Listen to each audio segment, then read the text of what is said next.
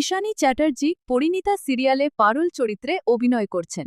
তিনি এই সিরিয়ালের মাধ্যমে অভিনয়ে আত্মপ্রকাশ করেছেন এবং তার বিপরীতে নায়ক চরিত্রে রয়েছেন উদয় প্রতাপ সিং। সিরিয়ালটি জি বাংলায় প্রচারিত হয়। প্রথম সিরিয়ালের মাধ্যমেই বাজিমাত।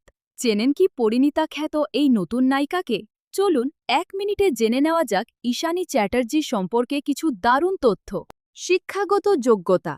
অভিনয় জগতে আসার পাশাপাশি তিনি পড়াশোনাও চালিয়ে যাচ্ছেন। তিনি কলকাতার ঐতিহ্যবাহী লেডি ব্র্যাবোন কলেজের ছাত্রী। আদি বাড়ি।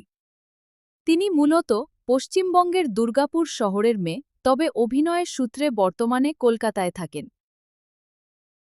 সহ অভিনেতা। সিরিয়ালে তার বিপরীতে নায়ক রায়ানের চরিত্রে অভিনয় করছেন জনপ্রিয় অভিনেতা উদয় প্রতাপ সিং। এই সিরিয়ালে তিনি কেন্দ্রীয় চরিত্র পারুলের ভূমিকায় অভিনয় করছেন। দর্শকের ভালোবাসা। নবাগত হওয়া সত্ত্বেও প্রথম সিরিয়ালেই তার সাবলীল অভিনয় ও অভিব্যক্তি জি বাংলার দর্শক এবং সোশ্যাল মিডিয়ায় প্রচুর প্রশংসা কুড়িয়েছে। সিরিয়ালের চরিত্র ও জনপ্রিয়তা। পরিণীতা সিরিয়ালে তার চরিত্রের নাম পারুল অধিকারী, একজন ছোট শহরের সরল ও পড়াশোনায় আগ্রহী মেয়ে, যার জীবনের নানা টানাপোড়েন এবং নায়ক রায়ানের সঙ্গে জটিল সম্পর্ক নিয়ে গল্প এগোয়। সংগ্রামের গল্প। দুর্গাপুর থেকে কলকাতায় এসে নিজের জায়গা তৈরি করা তার জন্য সহজ ছিল না। পড়াশোনার পাশাপাশি অভিনয়ের অডিশন দেওয়া এবং পরিবারের সমর্থনে কষ্ট করে এই জায়গায় পৌঁছানো তার জীবনের বড় একটি অনুপ্রেরণা। টেলিভিশনে আসার আগে তিনি একজন মডেল হিসেবে কাজ শুরু করেছিলেন।